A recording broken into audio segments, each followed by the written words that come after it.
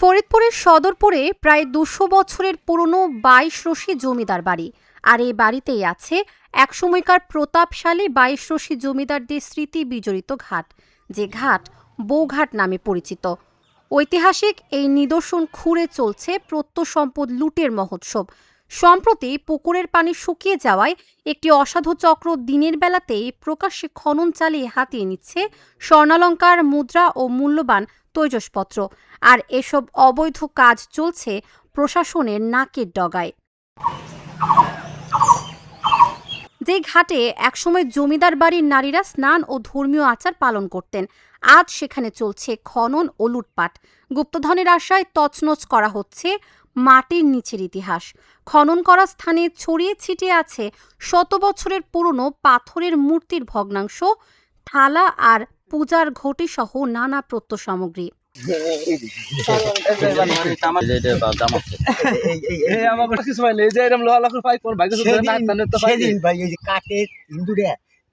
কাঠের মেলা থাকে এই জায়গায় কোটি কোটি স্বর্ণের সুতিটা ছিঁড়ে যায়, ওই দুটো দানা পাইছিলাম। তাই এলো সত্যি কথা, আমরা পরিশ্রমের বোন গায়ে পিছু শিখেছে এর ভিতরে এই যে একজন আছে, এই যে হিন্দু মুসলমান এখানে মানুষ পড়েও একটা আচার খাবার করে ট্যাং ভাঙিয়ে যাইতে পারে, ওইগুলি আমরা পরিষ্কার হই।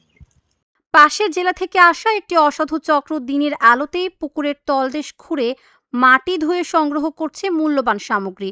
প্রত্যক্ষদর্শীরা জানান, তাদের হাতে প্রাচীন স্বর্ণালংকার, রূপার মুদ্রা, এমনকি দাবার গুটিও দেখা গেছে। প্রশ্ন করলে তারা নিজেদের বহিরাগত পরিচয় দিয়ে সরে যায়। ঐতিহাসিক এই স্থাপনাটির এমন বেহাল দশায় ক্ষুব্ধ এলাকাবাসী। এমনি খারাপ লোক না, ওরা হয়তো দরিদ্র যারা যে বেদে সম্প্রদায়ের লোক থাকে না, ওই জাতীয় কিছু লোক আর কি খোঁড়াখুড়ি ওই মাটি খুঁড়ে নিয়ে অন্য পুষ্করিণীতে ধুইয়া যে স্বর্ণ পায় কিনে এই উদ্দেশ্যে তারা খুঁজছে। ওইখানে পাওয়া গেছে, আমি যতটুকু শুনছি, আমি ছিলাম না তো, ওই হালকা দুই একটা কয়েন পাইছে, পুরাতন আমলের কিছু টাকা পাইছে, আর দুই একটা নাকের ফুলের মতো পাইছে, আর যে পুরাতন কিছু পাথরের কিছু জিনিস পাইছে শুনছি আমি। মানে সাধারণ কিছু জিনিসের জন্য মানুষ অনেক ঘোরাঘুরি করে আমাদের এই জমিদার বাড়িটা ভাঙাচোরা করছে, তার কারণে আমাদের বিল্ডিংটা ভেঙে চুরে পড়ছে। এখন এই বাড়িটা আর আগের মতো নেই, সেটা এখন ভূতের বাড়িতে পরিণত হয়েছে। মাটি খুঁড়ে এই যে ঘাটলা আছে, বউঘাটা বলা এটাকে, এই বউঘাটায় মাটি খুঁড়ে এখান থেকে ওরা মাটি ছেঁকে কিছু বের করার চেষ্টা করতেছে, এবং ওরা মনে হয় কিছু পাইছে এরকম, এবং এটা চলমান প্রক্রিয়া। কিছুদিন পর পর আমরা দেখতেছি এই জমিদার বাড়ির উপরে বিভিন্ন মানুষ বিভিন্নভাবে এটা করে ওইটা করে, এটা নিয়ে যায়, ওটা নিয়ে যায়। এটা আসলে চোখে পড়ার মতো বিষয়। একসময় ২২টি পরগনার অধিপতি এই জমিদারদের আভিজাত্যের সাক্ষী ছিল বিশাল এই অট্টালিকা। জরাজীর্ণ ভবন আর দখল হওয়া জমির মাঝে টিকে থাকা এই শেষ চিহ্নটুকু এখন অরক্ষিত। বাড়ির ভেতরেই সরকারি দপ্তর থাকা সত্ত্বেও এমন লুটপাটের ঘটনায় বিস্ময় প্রকাশ করেছেন অনেকে। এই জায়গাটি এটি ২২ রশি জমিদারদের বউঘাটলা হিসেবে নামে পরিচিত, এবং এই পুকুরটা ১০০ বছরেরও উপরে, মানে ১০০ বছরের বেশি হবে এই পুকুরটার বয়স। এবছর এই পুকুরটা শুকিয়ে গেছে, পানির শূন্যতা দেখা দিয়েছে। আমি গতকাল আইসা যেটা দেখলাম, একটি সংঘবদ্ধ চক্র, এরা সম্ভবত মকসিদপুর থেকে, গোপালগঞ্জ মকসিদপুর থেকে আসছে। এই চক্রটি এখান থেকে মাটি তুলে নিয়ে যাচ্ছে এবং পাশের পুকুরে নিয়ে এই মাটি ধুইতেছে। তো ধোয়ার পর দেখলাম সেখানে শ্বেত পাথরের মার্বেল, শ্বেত পাথরের দাবার গুটি, অতি প্রাচীন তামার ধাতব মুদ্রা, ছোট ছোট স্বর্ণের রিংয়ের মতো, কানের রিংয়ের মতো ছোট ছোট ২-৩টে টুকরে, এরকম বিভিন্ন, অর্থাৎ যাই তারা পেয়েছে তা সবই ছিল কিন্তু অতি প্রাচীন, এবং এটা জমিদার আমলের। তো গতকালও দেখেছি, আজকেও দেখেছি যে এই ৪ জন লোক সেই মকসিদপুর থেকে এসে তারা আজকে সকাল থেকে দুপুর পর্যন্ত এই জায়গা থেকে মাটি তুলে নিয়ে তারা এইভাবে পাশের পুকুরে নিয়ে ধুয়ে এই বিভিন্ন প্রাগৈতিহাসিক জমিদার আমলের কিছু মূল্যবান জিনিসপত্র, ধাতব বস্তু, এগুলো তারা এখান থেকে এইভাবে সংগ্রহ করে নিয়ে যাচ্ছে। তো সেক্ষেত্রে এটা ছিল জমিদারদের মহিলাদের ঘাট, এখানে মহিলারা গোসল করত।